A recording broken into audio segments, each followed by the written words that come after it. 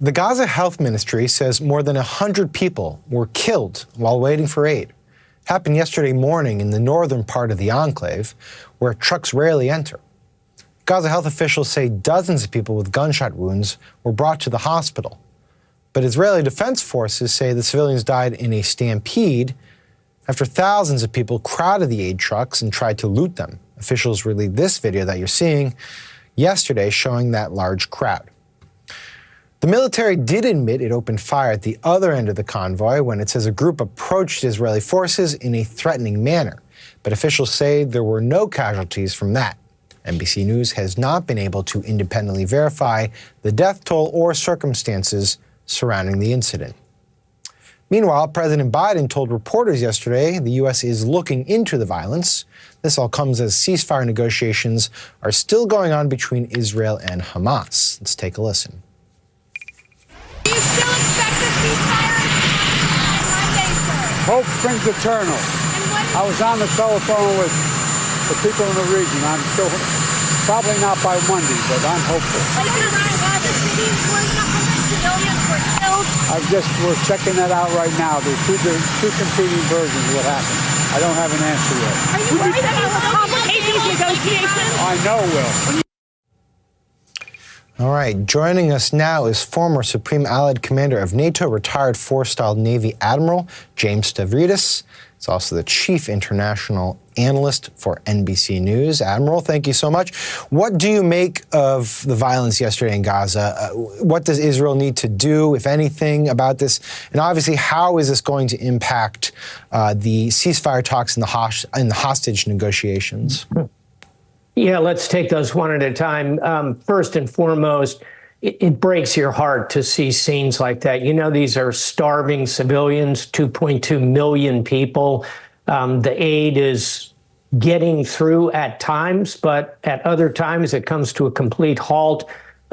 For anybody, picture yourself in that situation as a father or a mother, a grandparent trying to care for children. Half of these people are children. So absolutely heartbreaking to watch. Point two, Israel is responsible for getting aid to civilians in Gaza. That's War 101. When you conquer an area, you become responsible for the civilian population there. So there are, I'm sure, a variety of different views of exactly what happened, but in the macro sense, because they have successfully, if you will, conquered Gaza, they own the civilian population there in terms of their humanitarian needs. That's a bedrock fact in terms of how warfare is conducted. And then third and finally, this really will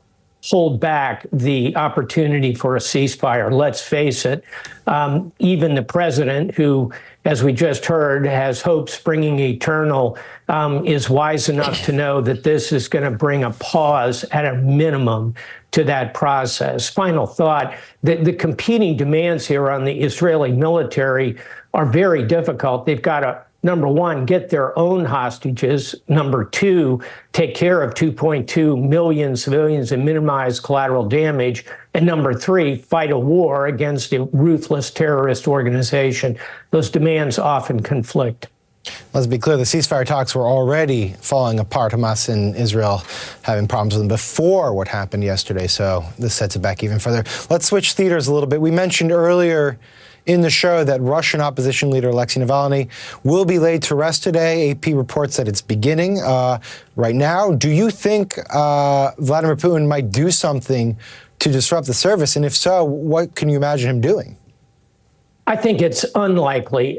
He has become the dominant figure and is completely running the table in Russia right now. It really began about a year ago or so when Yevgeny Prigozhin mounted a short-lived rebellion against Putin. Putin was able to overcome that. I think that was the moment where he really consolidated control over the Russian Federation. In my view, he is absolutely responsible for the death of Alexei Navalny, and if not with a direct order, certainly by the circumstances under which he was being held. So point being, he's proven he is the dominant actor in Russia. He is the alpha leader, and he will simply sit back and enjoy the spectacle of, to him, of Alexei Navalny, a great, brave heart being laid to rest. Retired four-star Navy Admiral James Stavridis, thank you so much. We will see you in just a bit on Morning Joe.